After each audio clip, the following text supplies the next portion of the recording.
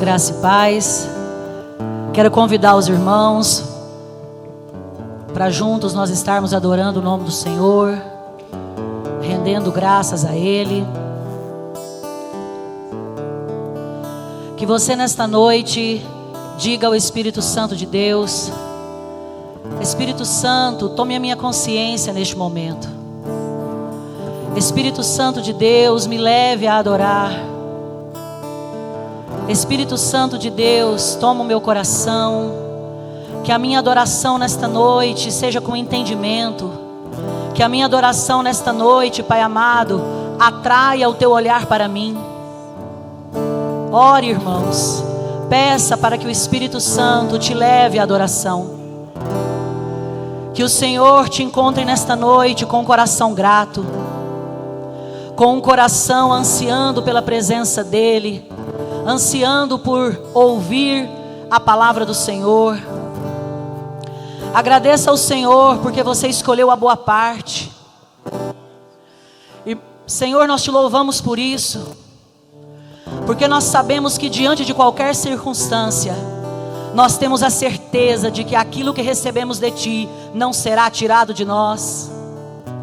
Como o Senhor disse a Maria, irmã de Lázaro, que ela escolheu a boa parte e isso não será tirado dela. Pai amado, a Tua palavra não será tirada de nós. O Teu amor, Pai amado, nada nos separa do Teu amor. A Tua graça, Pai amado, é maravilhosa. Que nós possamos entender, Senhor, a Tua graça cada dia mais. Em nome de Jesus, toma os nossos corações nesta noite. Toma, Senhor, os nossos corações, a nossa mente. Receba, Senhor, o nosso louvor nesta noite, porque é para Ti. É para Ti, o Rei dos Reis e Senhor dos Senhores. É para Ti, o Senhor dos céus e da terra. É para Ti, Senhor Deus, aquele que traz à existência as coisas que não existem. Adore, irmãos, o nome do Senhor, engrandeça o nome do Senhor Jesus. Engrandeça ao Deus Todo-Poderoso, ao grande eu sou. Senhor, como somos dependentes de Ti. Aleluias. Que o Senhor, Pai amado, tenha prazer em nós nesta noite. Diga que Ele é o Teu respirar, que Ele é o Teu pão que te alimenta. Aleluia, Senhor Jesus.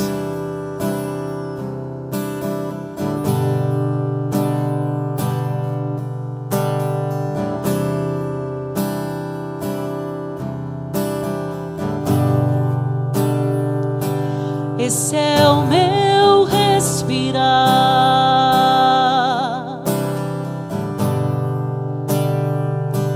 Esse é o meu respirar.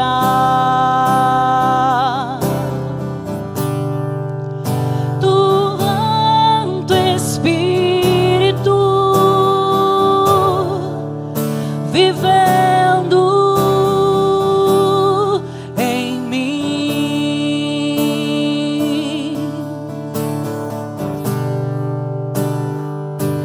E este é o meu pão.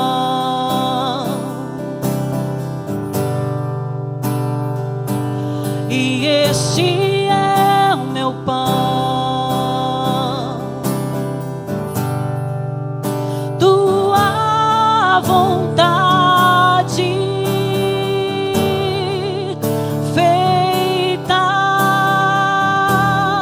em mim. E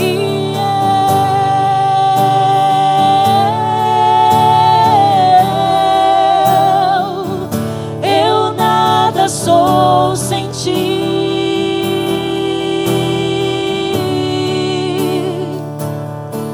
E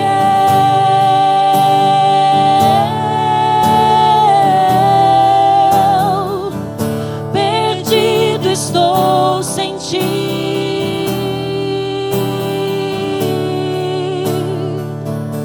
Aleluia. Esse é o meu respirar, o fôlego de vida. Este é o meu respirar. Deus Santo Espírito, vivendo em mim.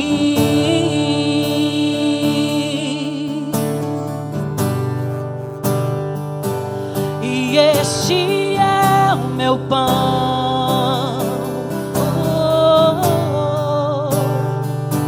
Jesus, tu és meu pão. Tua vontade feita em mim. E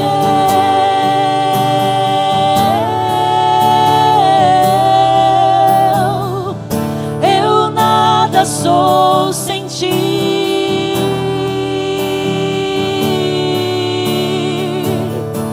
E eu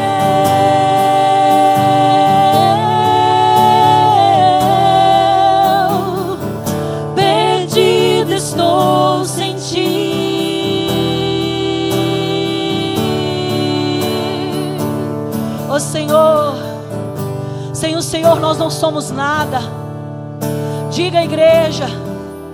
Pai amado, sem a tua presença, Senhor, nós não somos curados. Senhor, sem a tua presença, Pai amado, não há alegria. Senhor, sem a tua presença não há o fôlego de vida. Sem a tua presença, Senhor, o que seria de nós? Sem a tua presença, Espírito Santo de Deus. Que você nesta noite peça ao Espírito: Senhor, eu quero ser a tua casa favorita. Eu quero, Pai amado, que o Senhor tenha prazer na minha vida. Eu quero, Senhor Jesus, aprender de ti, a ser mansa e humilde de coração, a aprender de ti, Senhor Jesus, as verdades que estão em tua palavra, e que eu possa vivê-las, que eu possa, Senhor, invocá-la todos os dias, em nome de Jesus. Obrigado, Pai. Obrigado, Espírito Santo de Deus. E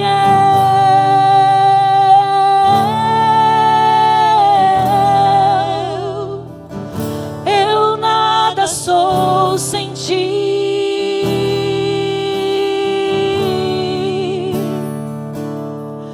E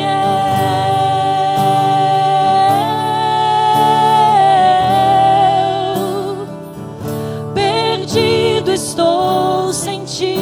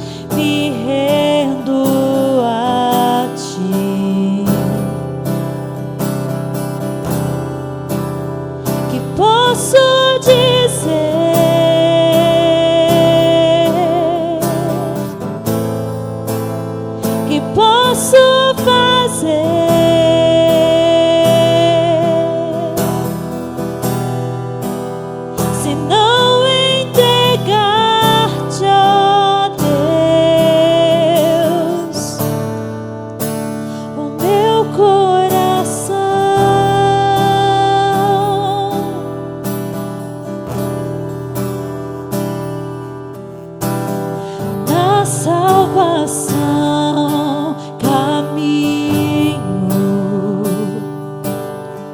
teu Espírito vive em mim.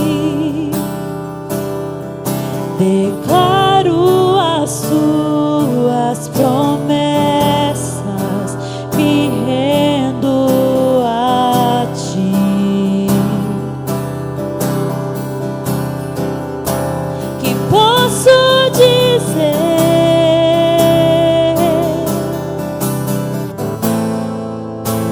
que posso fazer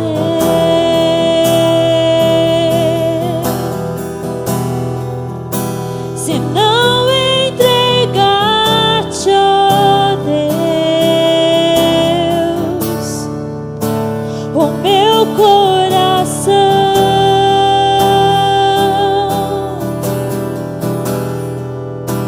Que posso dizer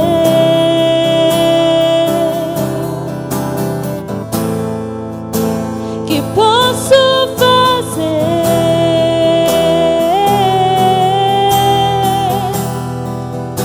se não entregar-te, ó Deus, o meu coração?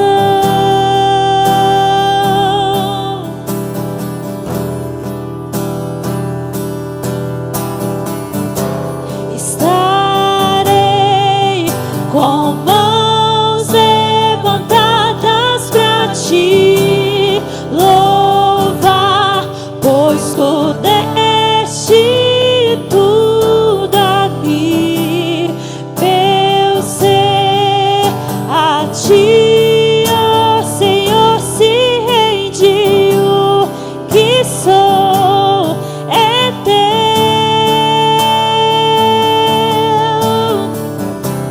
Estarei com mãos levantadas pra ti louvar, pois tu deste tudo a mim. Meu ser a ti, ó Senhor, se rende. O que sou é teu.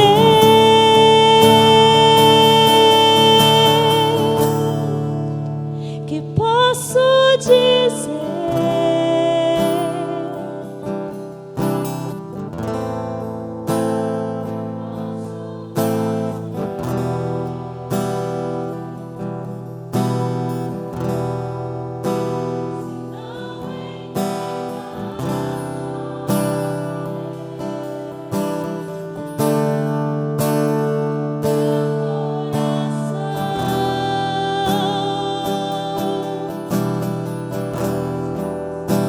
que posso dizer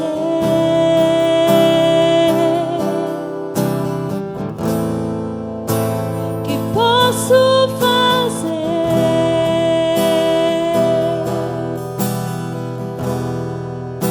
se não entregar-te, ó Deus, o meu coração?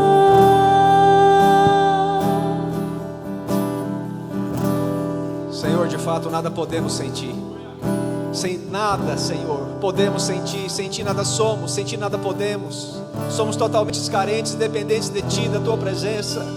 Deus, nós Te adoramos, nós Te exaltamos no nome de Jesus, na presença do Teu Espírito. Nós queremos, Senhor, invocar a Tua presença e entregar nas Tuas mãos esse culto, essa macrocélula, e declarar que Tu és o Senhor dessa igreja, e declarar, Senhor, que somos totalmente carentes e dependentes de Ti, do Teu amor. Em nome de Jesus, Senhor, nos envolva com o Teu amor, nos envolva com a Tua unção, com a Tua glória. Em nome de Jesus, toma-nos como igreja nas Tuas mãos, Senhor, e cumpra o propósito nas nossas vidas. vidas. Nós te somos gratos, Senhor, por mais um dia, por estarmos aqui reunidos no Teu nome, para juntos, Senhor, podemos cultuar e engrandecer a Ti, ao único Deus vivo e verdadeiro. Eu quero declarar em nome de Jesus o senhorio do Senhor sobre essa igreja, o senhorio do Senhor sobre esse rebanho. Eu quero entregar nas Tuas mãos, Senhor, tudo que somos, tudo que temos, todos os nossos sonhos, nossos projetos, para que o Senhor cumpra fielmente o Teu propósito em nós. Aqui está a Tua igreja, Senhor, eu entrego nas Tuas mãos a vida de cada um. Te peço que o propósito do Senhor seja alcançado na vida de cada um, que haja um despertamento, um avivamento no coração, no espírito de cada um, meu Deus, uma fome, uma sede pela Tua presença. Sabemos que sem Ti nada somos e nada podemos. Então, Senhor, receba sim a nossa adoração, receba o nosso louvor, receba, meu Deus, a gratidão do nosso coração por tudo que o Senhor é e por tudo que o Senhor tem feito por nós. Nós queremos aplaudir o Teu nome e declarar que somente o Senhor é Deus e que não há outro além de Ti. Tu és o único, Tu és o único, Tu és o único e não há outro além de Ti, Senhor. Seja exaltado o Teu nome neste lugar, Senhor. Aleluia. Glória a Deus. Queria convidar os irmãos que estão mais para o fundo, para vir chegando mais para frente.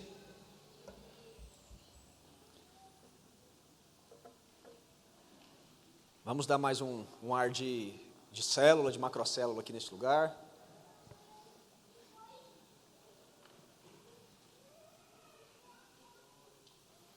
Sim, é verdade, é por ordem de beleza. É os bonitos até os mais feios. Pode vir para frente, moçada.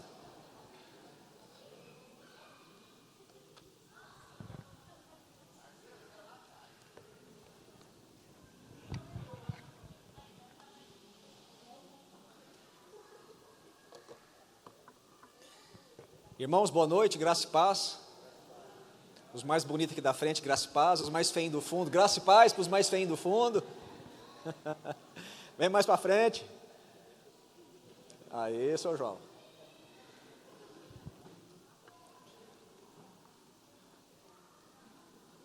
Tem gente que até te assume a feiura para ficar lá atrás. Oh, meu Deus, eu não entendo.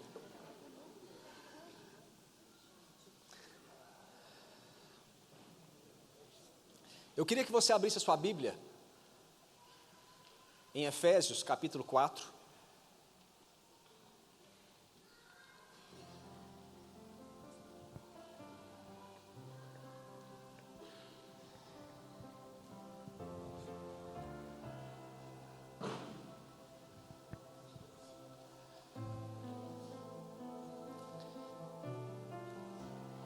Quem aqui já foi católico?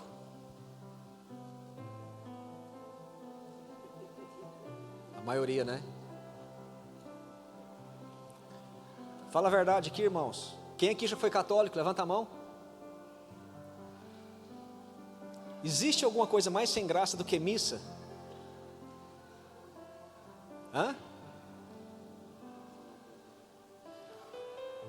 E quando o padre faz uma missa, a igreja fica cheia. Mas não é sem graça? É ou não é, irmãos?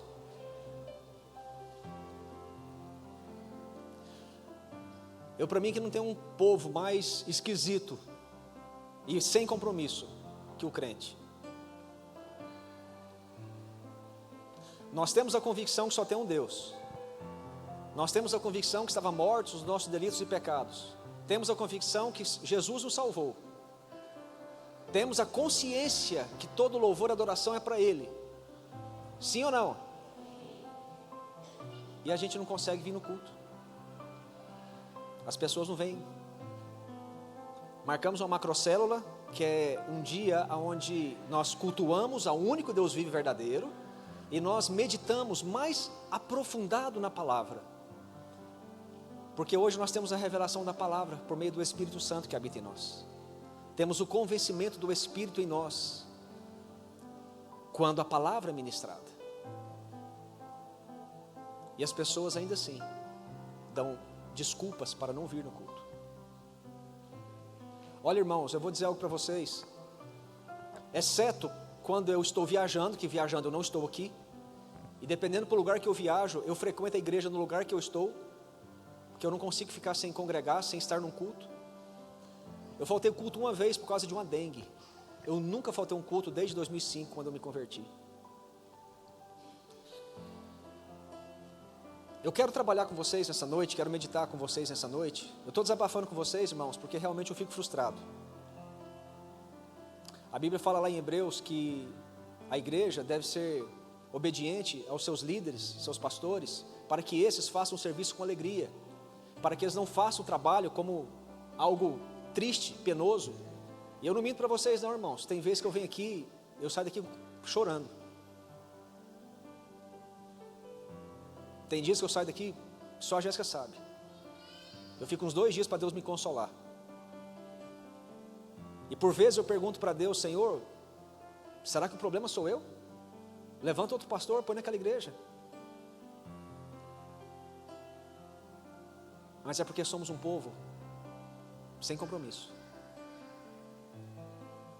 Se você perguntar para quem não veio, você vai escutar N desculpas.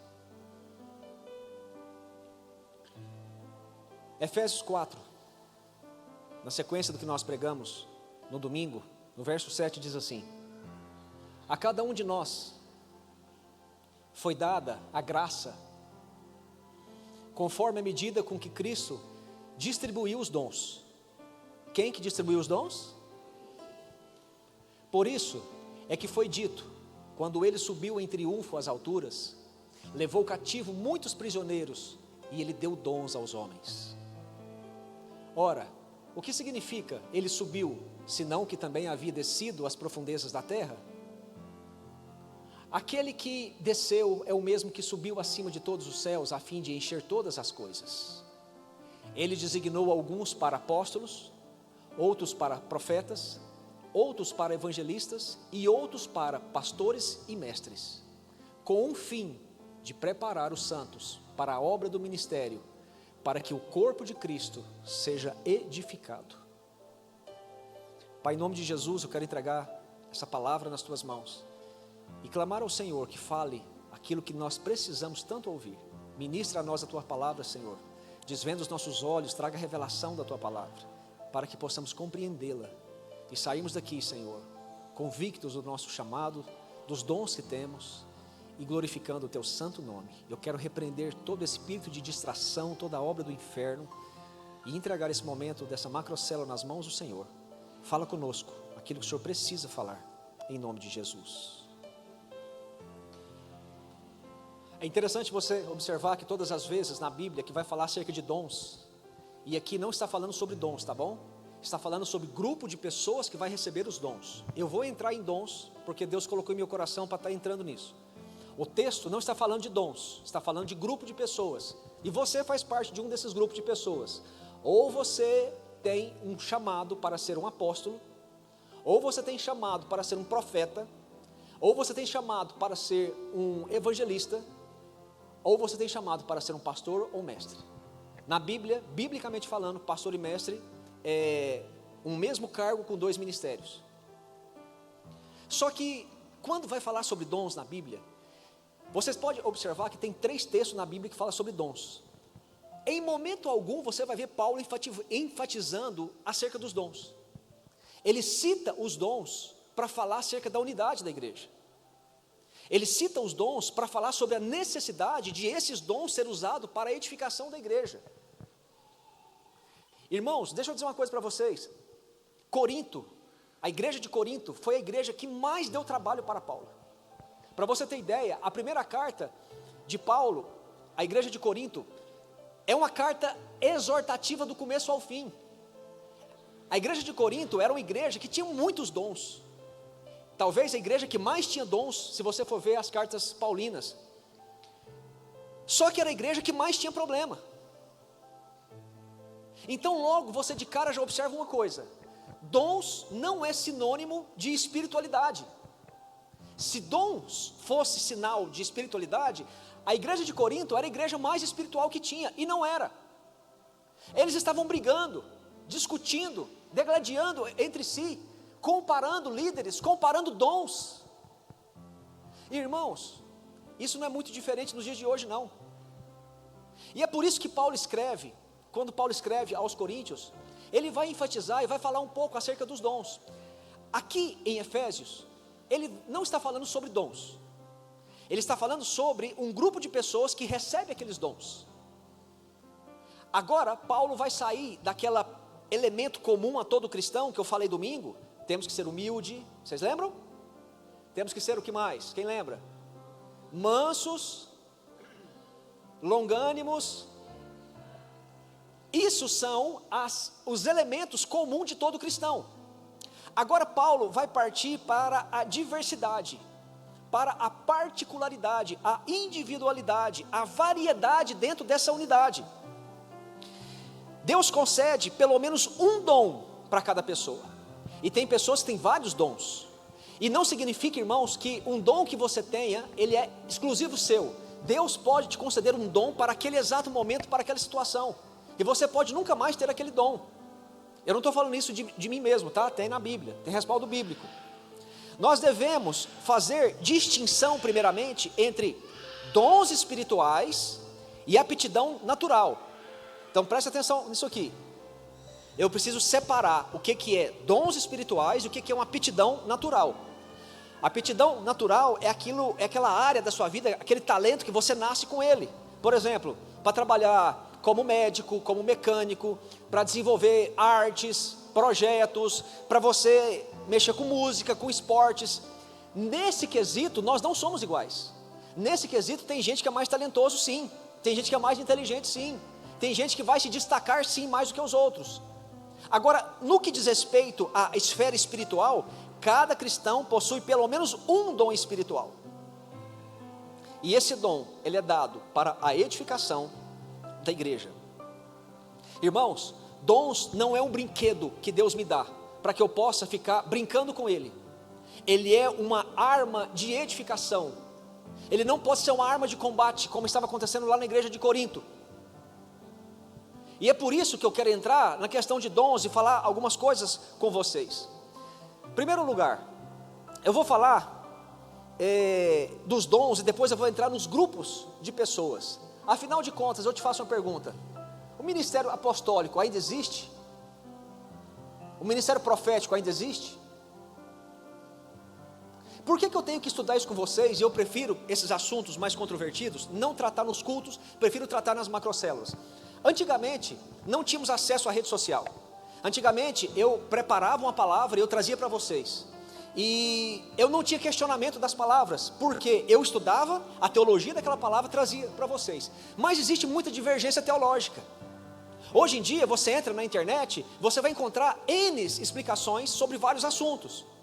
E eu sou abordado em vários cultos para perguntas acerca do que eu estava ministrando. Então eu preciso trazer a explicação, irmãos, teológica, para que vocês compreendam.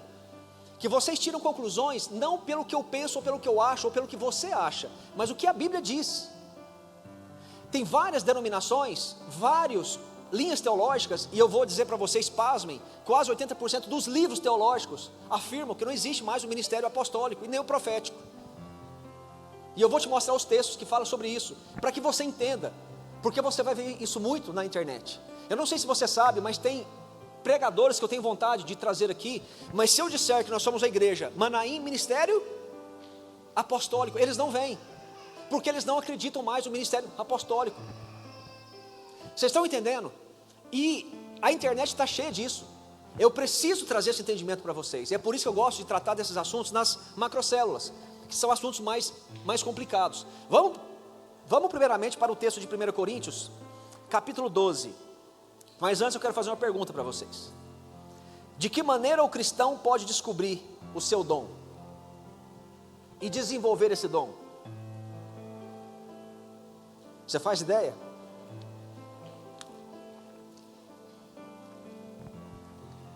De que maneira o cristão pode descobrir o seu dom e desenvolver esse dom?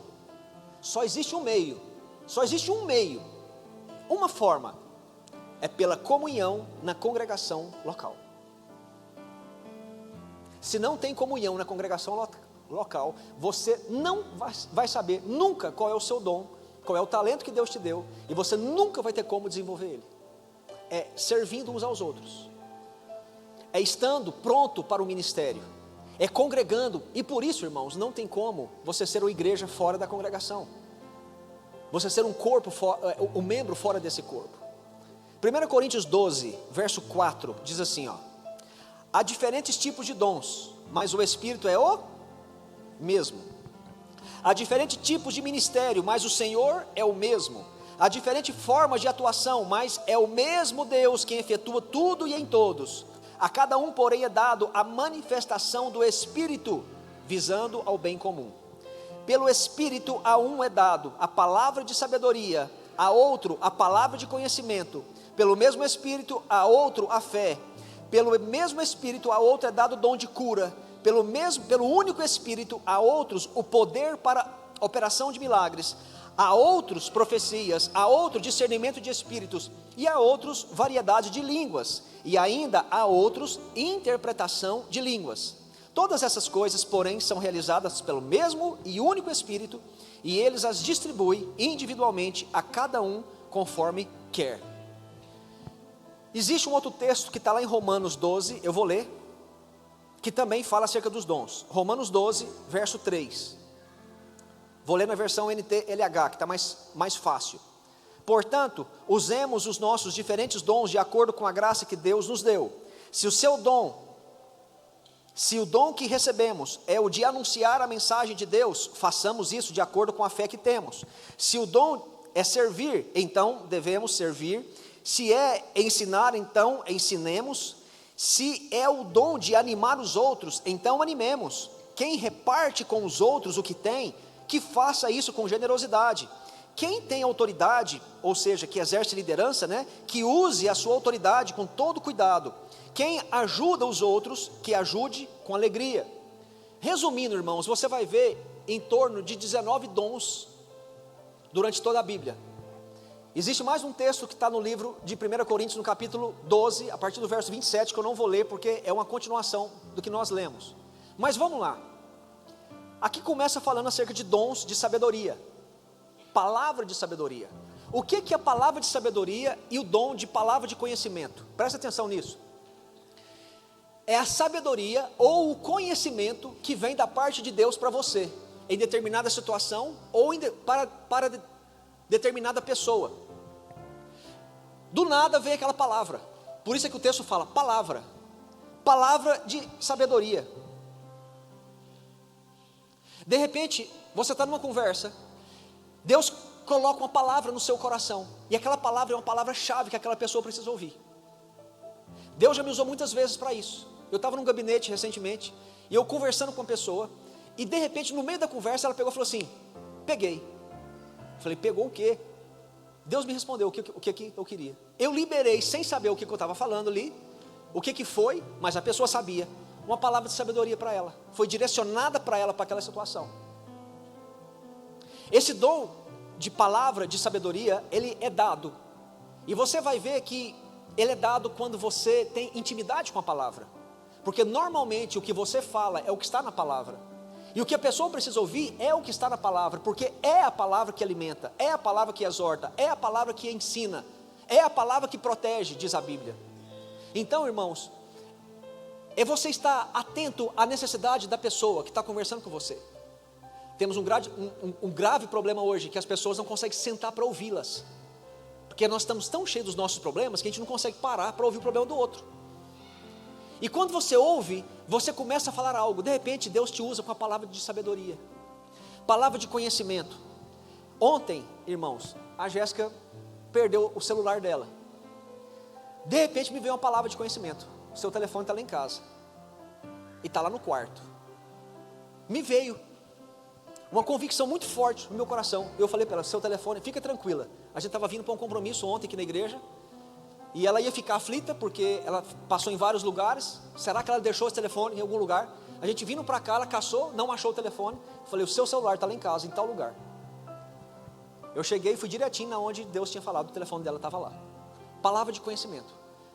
É claro que isso aí foi dado para um uso específico, para o benefício nosso, que porventura também é o benefício de Deus, porque a gente veio para um compromisso aqui na igreja. Palavra de conhecimento. Muitas vezes você vai pensar que é coisa da sua cabeça, mas não é. É Deus falando com você. Quando você é sensível à voz de Deus, a palavra de conhecimento vem. Você está ouvindo o que a pessoa fala, de repente você fala: Você conhece, presta atenção nisso, irmãos. Você conhece a vontade de Deus para aquela pessoa ou para aquela situação, e você fala. Vocês estão entendendo até aqui? Esse dom não é que você possui, você pode possuir naquele exato momento em que a pessoa ou aquela situação demanda, assim como todos os outros dons. Vai falar também sobre o dom de fé. É aquela pessoa que tem fé, que vai além do que a maioria das pessoas estão tendo. Aquela pessoa, Deus coloca uma fé tão grande no coração dela acerca daquela situação, que ela incentiva a pessoa a permanecer naquilo. É o dom de fé. Agora, irmãos, eu tenho como ter dom de fé sem ler a Bíblia, sem orar, sem conhecer a vontade de Deus? Existe outro dom também que fala aqui, que é o dom de cura. E dispensa comentário, né? Passamos por isso aqui no final de semana retrasado. Pessoas que têm dom de cura. A pessoa põe a mão e é curada. E eu quero abrir um outro parênteses aqui para falar aqui com vocês. Existe dom de cura, existe dons de milagre, existe dons de revelação. Agora, o que o pastor Vanderlei fez com as mãos, eu não tenho respaldo bíblico para poder falar para vocês. Teve alguém que me perguntou se aquilo não é muito parecido com a hipnose. Quem já foi numa hipnose sabe. E eu chamei o pastor Vanderlei logo na sexta-feira e perguntei para ele assim: pastor, me explica acerca esse negócio das mãos que o senhor faz. Ele falou assim: pastor, isso aí é algo que Deus deu para o meu ministério. Eu sei que não tem respaldo bíblico, mas teve um dia que eu estava na minha casa e ele me contou isso. E ele começou a ver os dedos dele crescer, depois ele começou a ver os dedos dele ficar preto, a mão dele ficar preta, e depois ele começou a ver a mão dele vermelha, pingando sangue. E ele foi orar e falou: Senhor, o que é isso? E Deus revelou para ele o que eram aqueles sinais. E disse para ele que ele ia ser usado com aquele dom, aqueles sinais, de acompanhar o ministério dele.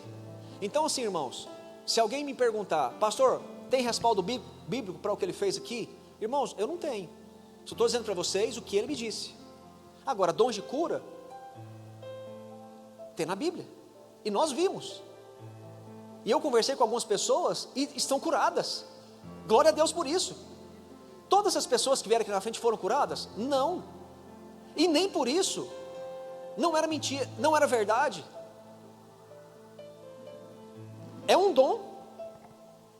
Irmãos, eu não tenho esse dom, mas eu já orei com algumas pessoas e foram curadas. Eu já contei a história para vocês, quando o filho estava com uma febre que nada cessava, nada cortava, nenhuma medicação cortava. Tínhamos levado ele já em 2 médicos e a febre não cessava. E ele estava muito mal, muito mal.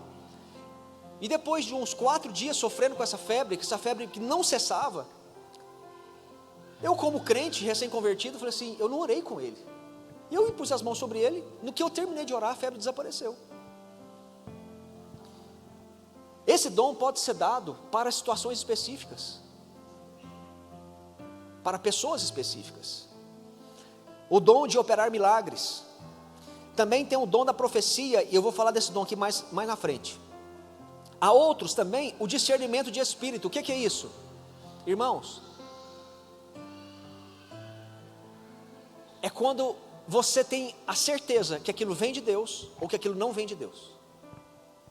Você sabe qual que é o espírito que está agindo por trás daquilo, se é o Espírito Santo ou se é uma entidade demoníaca. Tem muitas manifestações do Espírito que você vê por aí, que não tem nada de espiritual. Se tem um dom que Deus me deu desde o começo da minha conversão, é o dom de discernimento. Por vezes, eu já estive em lugares em que parecia ser uma manifestação do Espírito Santo, mas não era. Eu estava inquieto, como se estivesse fazendo algo de errado, estando no lugar errado. E o Espírito Santo falava para mim que aquilo não vinha dele, não era obra dele, era carnalidade pura. Discernimento de espírito. Também vai falar acerca da variedade de línguas e a interpretação de línguas. Deixa eu falar rapidamente sobre isso aqui, porque eu já falei, não tem muito tempo que eu falei sobre isso. Algumas linhas teológicas acreditam, presta atenção nisso, tá? Que a linha pentecostal acredita que existe 2 eventos na vida do cristão. O primeiro evento é a conversão. É quando aquela pessoa recebe Jesus como Senhor e Salvador da vida dela.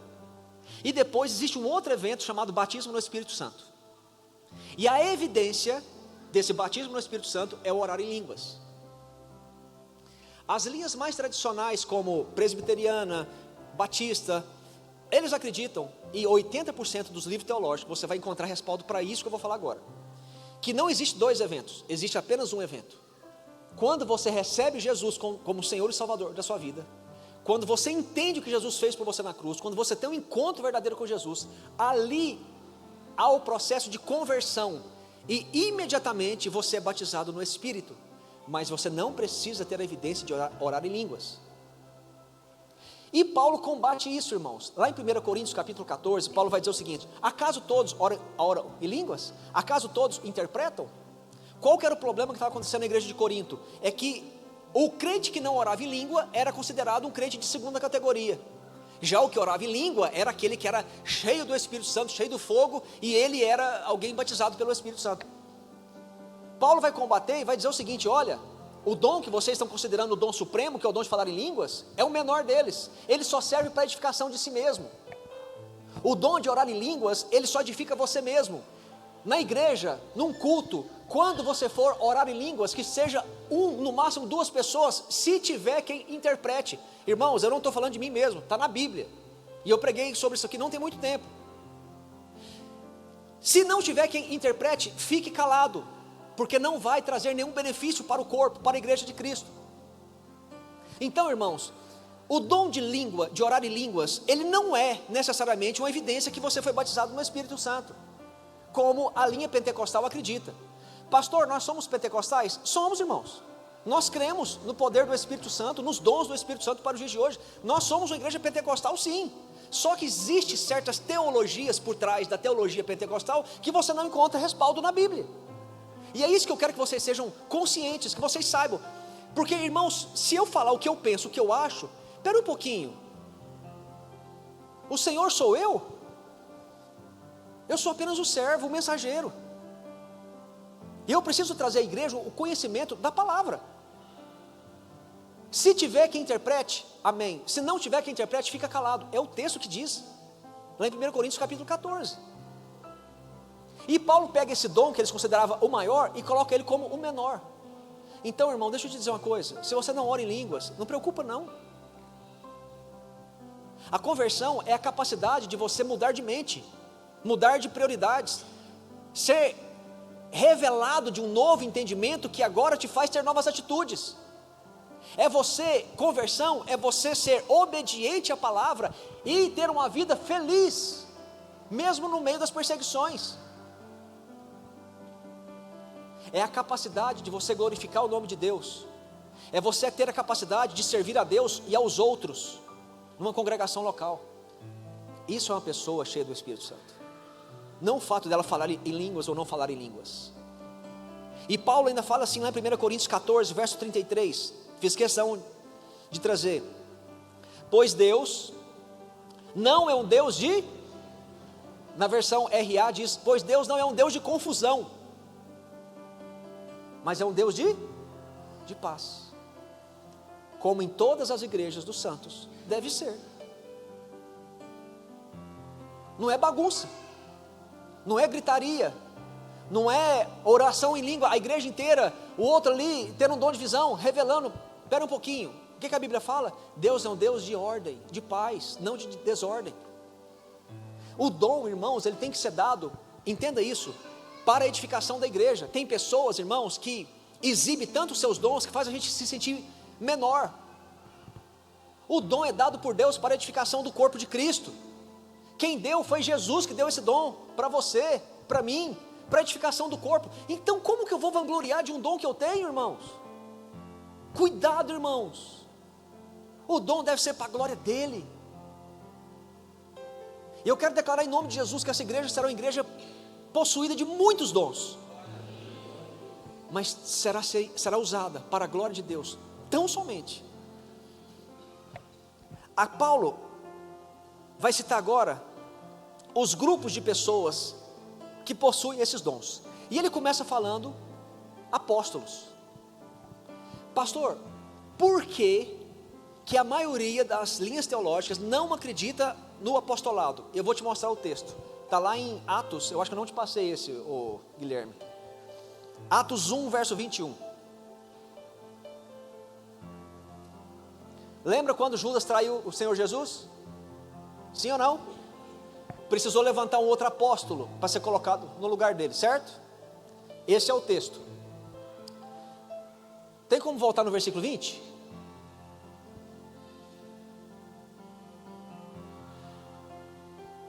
Porque prosseguiu Pedro falando, está escrito no livro de Salmos, fique deserto o seu lugar, não haja ninguém que nele habite, e ainda, que outro ocupe o seu ofício. Verso 21, portanto, quais são as características para a gente levantar alguém no lugar de Judas?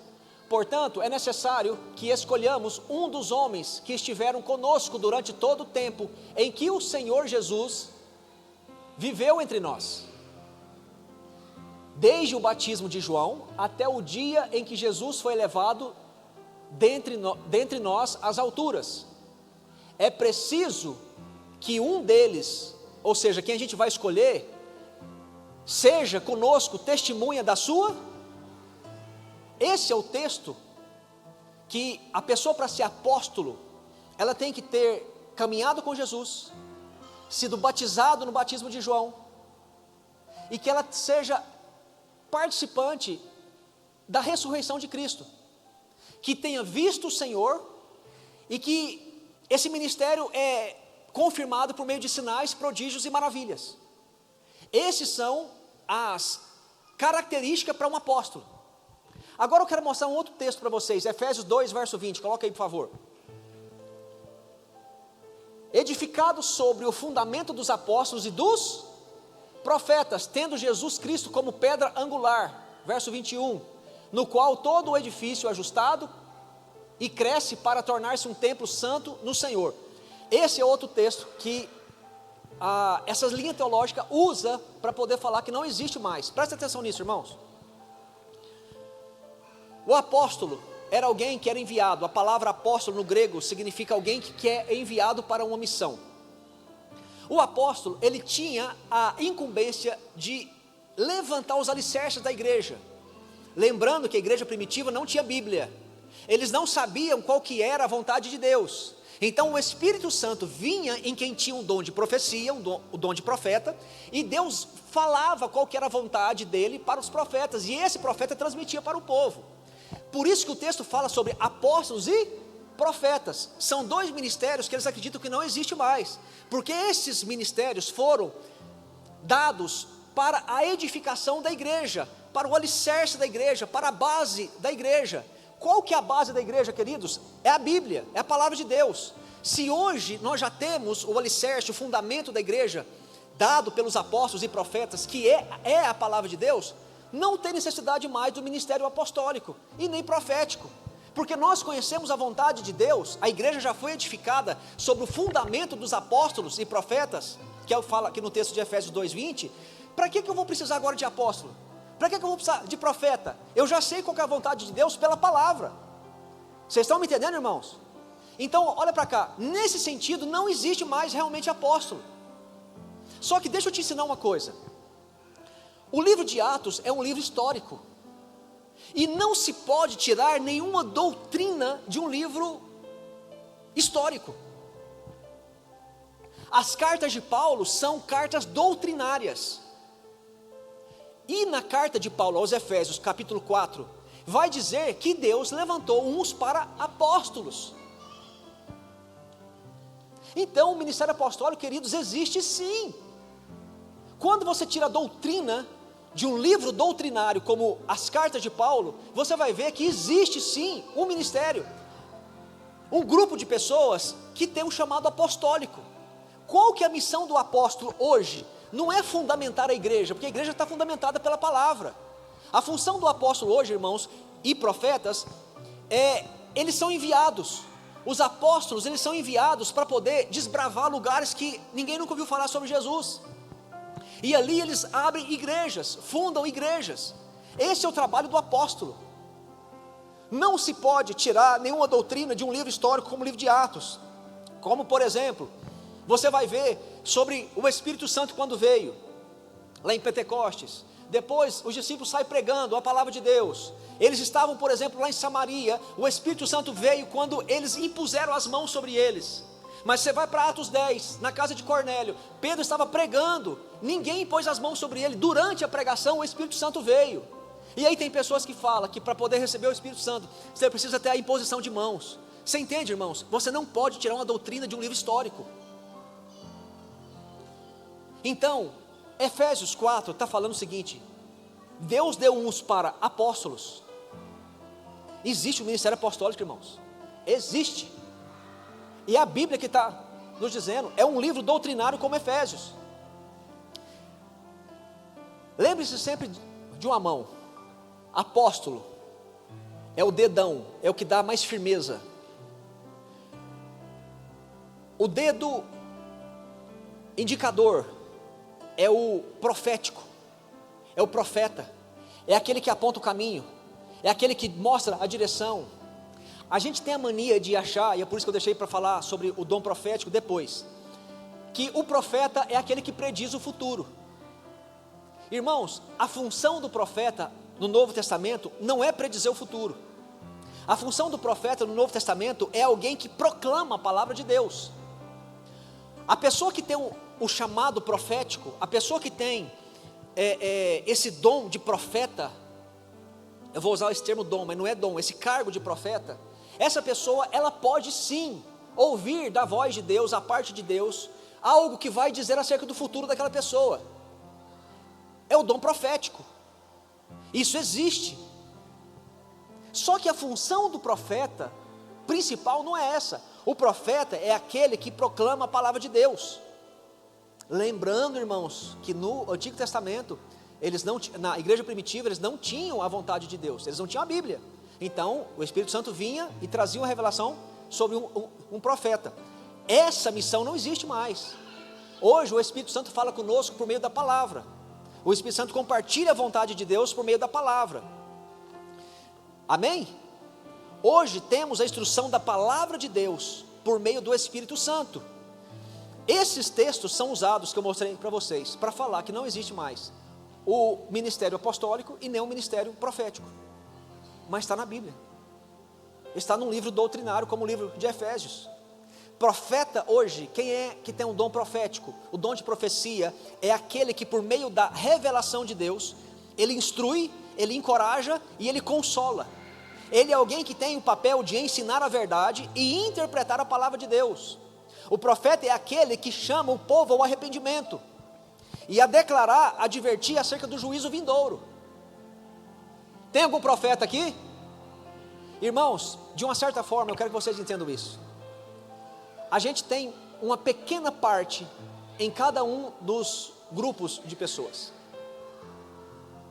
Só que tem um que vai destacar mais em você. Eu falei aqui acerca de alguns dons básicos, né? Mas, por exemplo, eu não falei porque eu esqueci. Não foi por causa de outra coisa.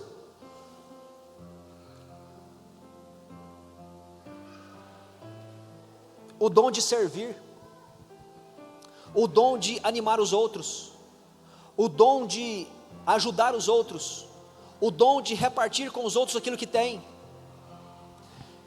Na Bíblia, são ao todo 19 dons, amém? São divididos em 3 grupos. É o grupo dos dons da palavra, dons de sinais e dons de serviço. Presta atenção nisso. Dom da palavra é a pessoa que tem facilidade para pregar a palavra, para interpretar a Bíblia, para ensinar a palavra. Tem pessoas que têm dons de sinais, cura e milagres, como o caso do pastor Vanderlei que vocês viram aqui. Mas tem pessoas que têm o dom do serviço, é servir na igreja, é servir os irmãos. É aquela pessoa sempre disposta. Sabe aquela pessoa que não importa o serviço, ela quer servir? Isso é um dom, irmão.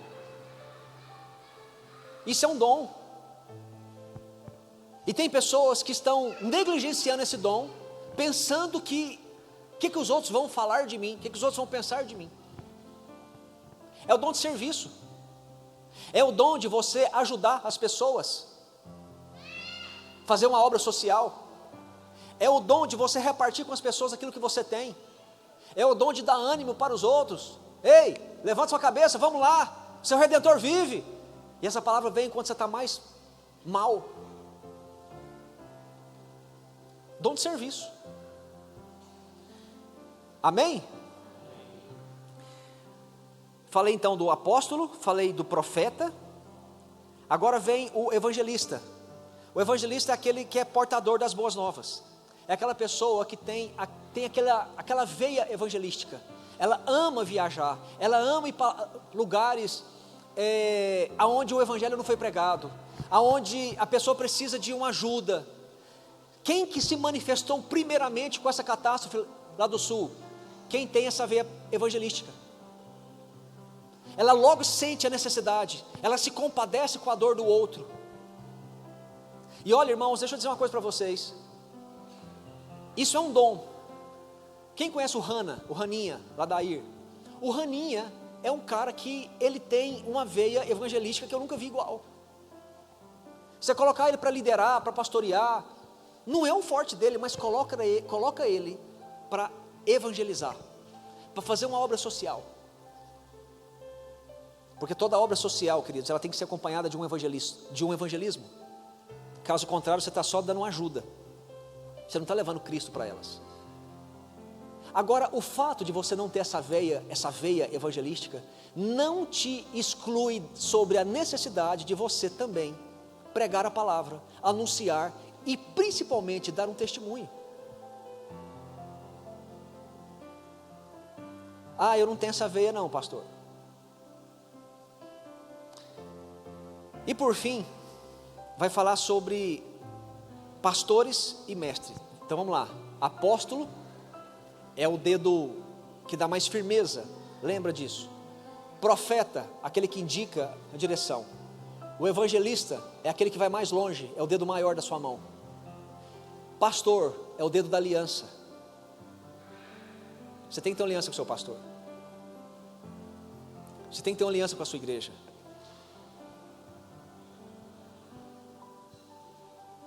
Você tem que parar de ser um prostituto espiritual.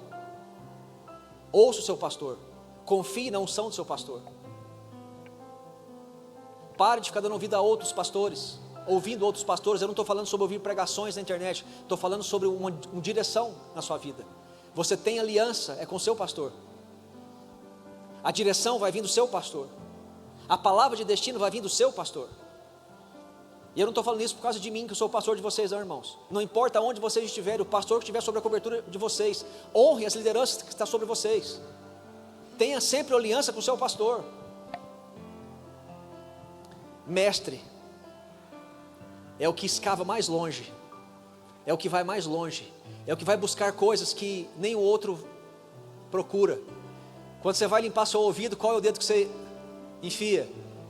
Quando você vai limpar seu nariz, qual é o dedo que você enfia? É o único que tem poder de ir lá e tirar aquilo, escavar o mais profundo. Lembre-se sempre disso.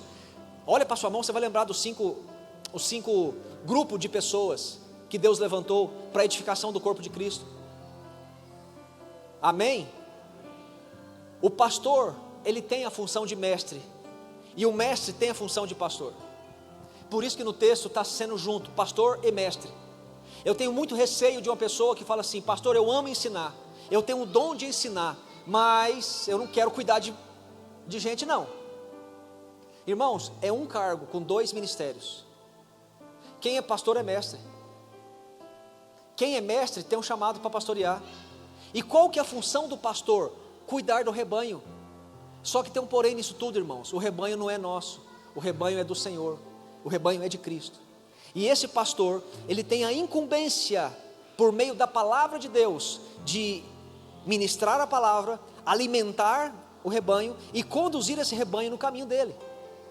O pastor é aquele que, por meio da palavra, ele alimenta, ele guia, ele protege e ele provê na vida do rebanho. Por meio do quê? Da palavra. Então, queridos, olha para cá. Nada pode substituir a palavra de Deus. nenhum entretenimento religioso, nenhum evento religioso pode substituir a palavra de Deus.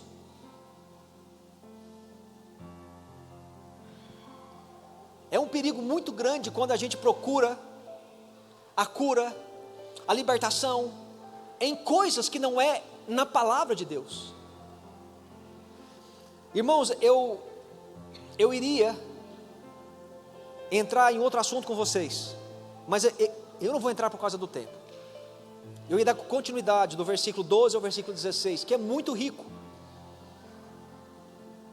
Mas o que eu quero falar para vocês, antes de eu encerrar, projeta para mim, por favor, 2 Timóteo 3, verso 16.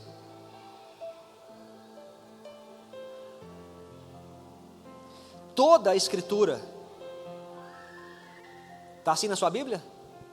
Toda a Escritura? Hã? Toda a Escritura é inspirada por Deus e é útil para o ensino, para a repreensão, para a correção e para a instrução na justiça, para que o homem de Deus seja apto e plenamente preparado para toda boa obra. Sabe quando e como que você vai ser preparado para toda boa obra? Por meio da palavra, por meio do ensino da palavra, por meio da revelação da palavra. É por meio da palavra, queridos, que eu sei que eu preciso perdoar. É por meio da palavra que eu sei que eu preciso orar. É por meio da palavra que eu sei que só existe um Deus e um só mediador entre Deus e os homens. É por meio da palavra que eu descubro qual que é a vontade de Deus para a minha vida. É por meio da palavra que eu sou ensinado, repreendido, exortado, guiado. É por meio da palavra. É por isso que eu pego tanto no pé da igreja, irmãos, não sejam ignorantes acerca da palavra. Nós precisamos da palavra de Deus, precisamos ter o hábito de meditar na palavra de Deus, de conhecer a palavra de Deus, de ter conhecimento dela. Deixa eu dizer uma coisa para vocês, na sequência do texto vai falar sobre a maturidade, que é o nível máximo, que é quando a unidade funciona. E o texto vai falar que essa unidade, ela gera maturidade. A maturidade é quando eu e você conseguem lidar com as demandas, não importa qual tipo de demanda. A gente vai seguindo a verdade em amor para com todos. Não existe problema no nosso meio, porque a palavra me ensina, a palavra me encoraja, a palavra me orienta o que eu devo fazer e como eu devo fazer. Na sequência do texto, no versículo 15 de Efésios 4, vai falar assim: porque quando vocês, os versículos anteriores, quando vocês atingirem a estatura do varão perfeito, a estatura da varonidade do varão perfeito que é Jesus, qual que é a primeira característica de um homem, de uma mulher cheio do Espírito Santo? Ele parece com Jesus, ele é semelhante a Jesus. Aí no versículo 15 vai dizer o seguinte: vocês precisam aprender a seguir, coloca aí Lázaro, Efésios 4,15, a seguir a verdade em amor. Irmãos, eu tenho falado tanto desse versículo para vocês, está aqui ó, Efésios 4, versículo 15, sequência do nosso estudo. É por meio da palavra de Deus que antes, seguindo a verdade em amor, cresçamos em todas as coisas naquele que é o cabeça, Cristo. Seguir a verdade sem amor é brutalidade. Seguir o amor sem verdade é hipocrisia. É por isso que o texto fala: segue a verdade em amor. Não importa o que aconteceu, não importa o que fizeram, o que falaram, é meu papel seguir a verdade em amor para com todos. É por meio da palavra de Deus, queridos, que eu sei como é que eu obtenho a paz de Cristo no meu coração. Tem gente que está dentro da igreja aflito, vivendo sem paz. Existem situações que dentro da igreja, irmãos, que a gente procurou resolver em gabinetes, e olha, acredite, até hoje não se resolveu. Ainda continua com rixas, com picuinhas. É por meio da palavra de Deus que eu descubro que eu preciso seguir a verdade em amor para com todos, para que esse corpo cresça. É meu papel, é minha função preservar a unidade do corpo de Cristo. É sua função, irmão. Sabe quando que a igreja cresce? Quando os membros da igreja crescem. E sabe como que os membros da igreja crescem? Quando essas são alimentadas pela palavra de Deus e elas são enviadas para poder servir uns aos outros. Não adianta eu ter só doutrina, eu preciso ir para a prática, eu preciso aprender a servir. Pastor, o que precisa aqui para mim fazer? Irmãos, a igreja está carente de uma série de departamentos na igreja, e eu não estou falando sobre música, sobre cantar, sobre tocar. Aliás, cantar tem muita gente cantando, falta instrumentista, falta gente nas salinhas de criança, falta gente no ministério de introdução para receber o povo, falta gente no ministério de intercessão para interceder, falta gente para servir nos eventos, falta gente para poder ir na casa de alguém, fazer uma visita. Esse trabalho sobra sempre para o pastor e para os líderes da igreja.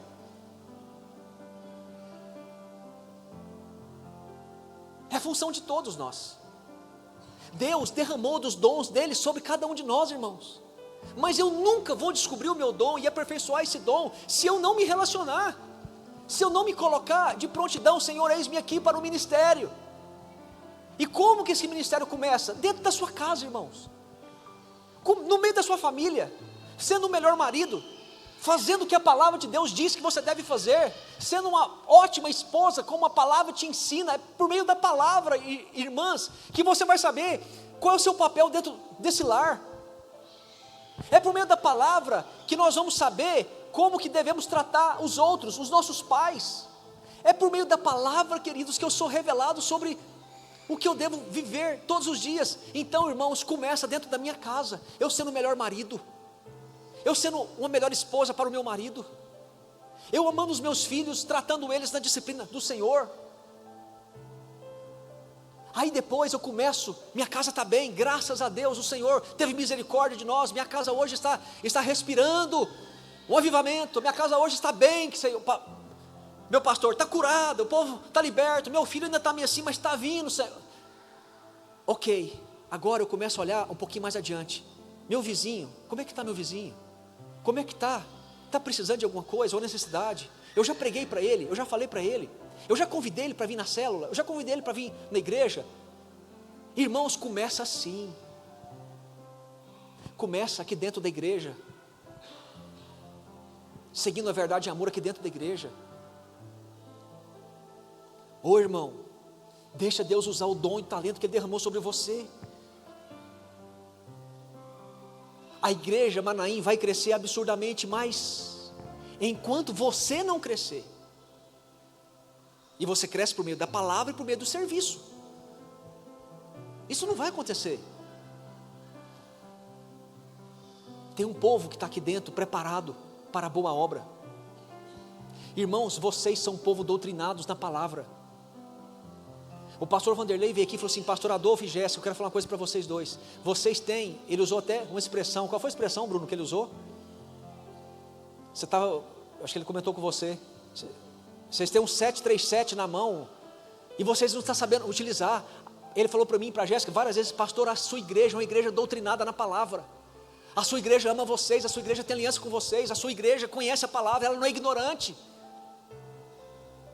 Por que vocês não crescem? Porque está faltando despertar. Ah, mas eu não sei qual que é meu dom, não sei qual que é meu talento. É claro, você nunca vai saber sentado no banco. Começa a praticar.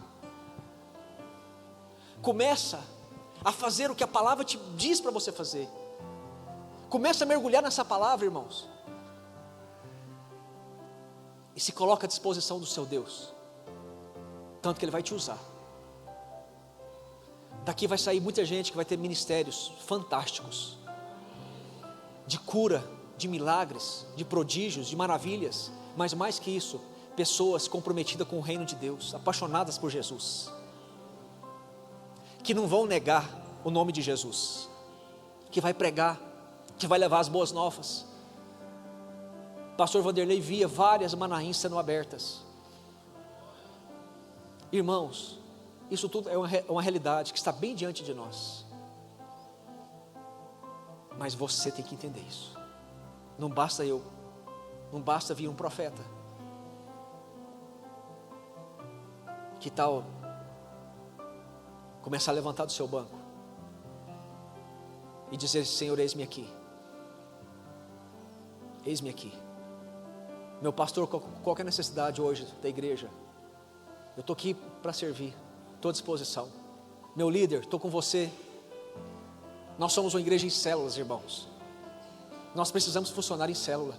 Tem gente que não tem célula. E por que não tem célula? Porque não achou uma célula adequada para ela. Ela é tão boa, mas tão boa, que não tem célula que cabe a ela.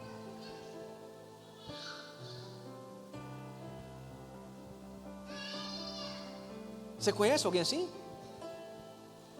E aí essa pessoa que está sem célula sai da igreja, a gente não fica nem sabendo, porque a gente não sabe, a gente sabe que as que estão na célula, porque o líder passa relatório para a gente.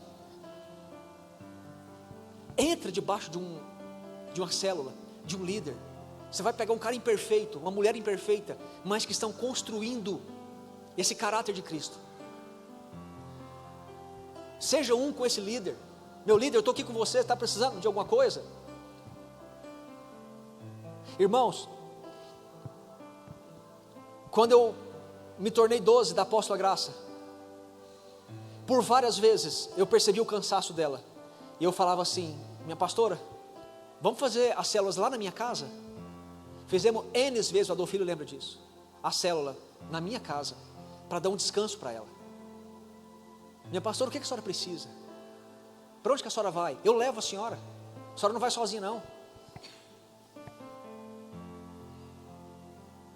Seja um com o seu líder, irmão. Garra junto com ele. Ah, pastor, eu não quero abrir célula agora. Ok, convida as pessoas para ir para a célula do seu líder. Deixa que ele cuida. Dá um glória a Deus aí, irmão.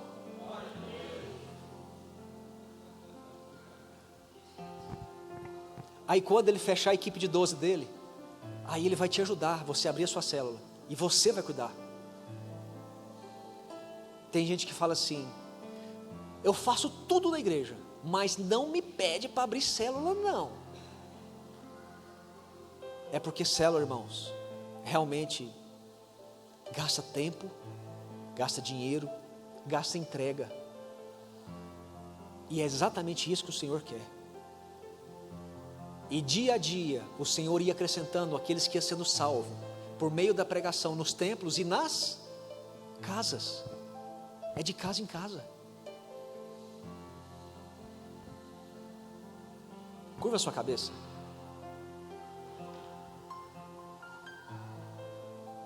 Eu queria que nessa noite, no nome de Jesus, você não saísse daqui balançado com essa palavra. Eu não quero que você saia daqui e volte para o banco espiritual que você está há anos, mas que você compreenda que Deus está te chamando. Tem uma multidão de gente, queridos, aguardando ouvir sobre as boas novas, como um dia eu e você ouviu, e é eu e você que Deus vai usar. Tem uma multidão de gente perecendo, se destruindo nas drogas, nos vícios, procurando preencher o vazio do coração, que você já sabe que só Deus pode preencher, e você sabe disso. Você é alguém que já foi curado, você é alguém que já foi liberto, você é alguém que teve a sua família, o seu casamento restaurado. Agora Deus quer usar você para restaurar outros casamentos, outras famílias, outros filhos. Tem muitos filhos nas drogas.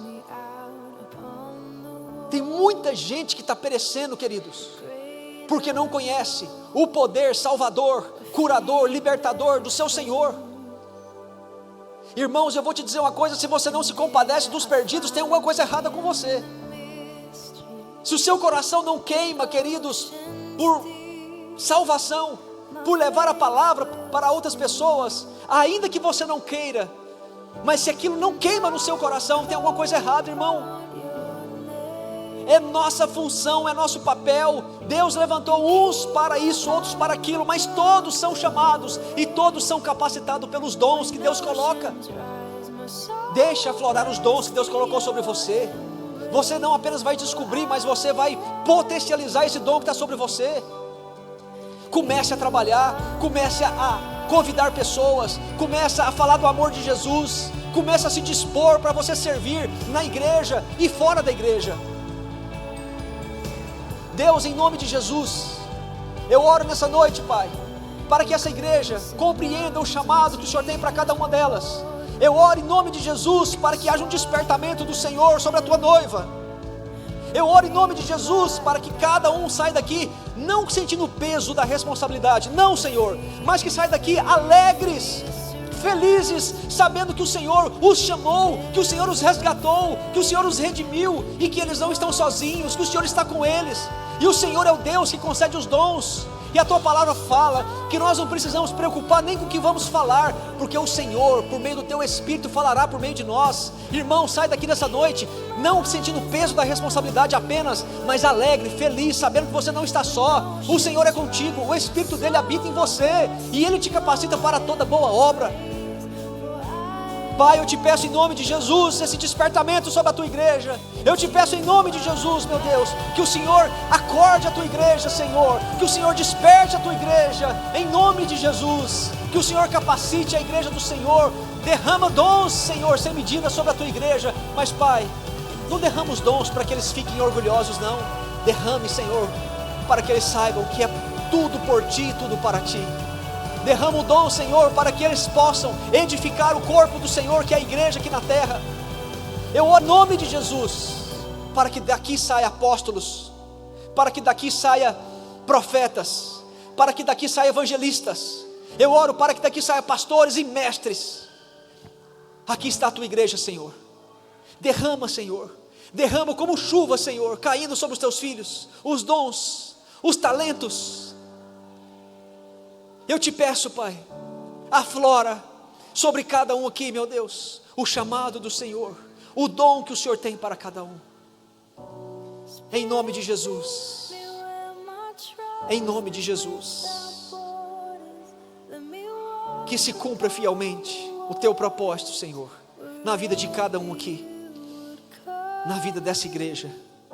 Tu és o Senhor dela, e eu quero dar a Ti toda a honra, Senhor, toda a glória, e dizer que é uma honra para nós poder Te servir, conhecer a Tua palavra e podermos ministrar abertamente, publicamente a Tua palavra aqui, Senhor. Sabemos que tem irmãos do mundo inteiro que estão morrendo nesse momento por não negar o Teu santo nome. Nós aqui no Brasil, Senhor, ainda podemos falar do Teu amor.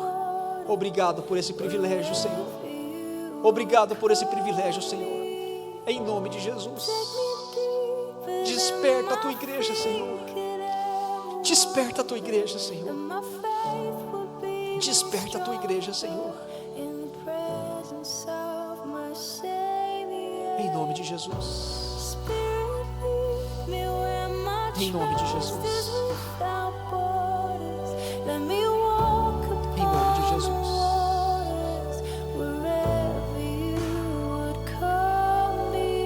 Em nome de Jesus.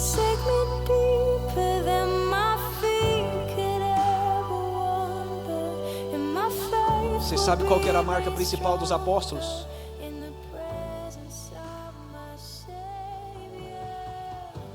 A alegria. Nem açoite parava eles, nem prisões tirava a alegria deles. Antes eles diziam o seguinte: nós não somos dignos de sofrer afronta por causa do nome do Senhor. E eles se alegravam por ser açoitados no nome do Senhor. Sabe qual é a marca da igreja do Senhor Jesus, irmãos? A alegria. Você é alguém alegre? Sai daqui nessa noite alegre, porque Ele te escolheu. O que Ele viu em mim e em você? Nada, é graça, pura graça. Por que Ele derrama os dons sobre nós? Porque nós merecemos? Não, pura graça. Sai daqui alegre. Se o seu cristianismo não está ofendendo ninguém, se o teu cristianismo não está incomodando ninguém, tem alguma coisa errada com ele. Sai daqui alegre, feliz, porque Ele te escolheu e tem te capacitado dia após dia para cumprir o chamado dEle. Eu tenho visto gente fazendo a obra de Deus como um fardo tão pesado. Não é a marca da igreja, não é a marca de quem nasceu de novo. Ei, irmão, você lembra de onde que Cristo te tirou? Você lembra do lamaçal que Ele te tirou? Será que isso é suficiente? Então viva a essência desse evangelho, que é poder de Deus para nós. Eu queria, quem sentisse no coração de trazer uma oferta para custear as despesas da macrocélula, acho que ninguém pegou a salva, pode trazer, colocar aqui no altar. Vai ser servido um lanche ali, que você fique à vontade, traga a sua oferta, em nome de Jesus.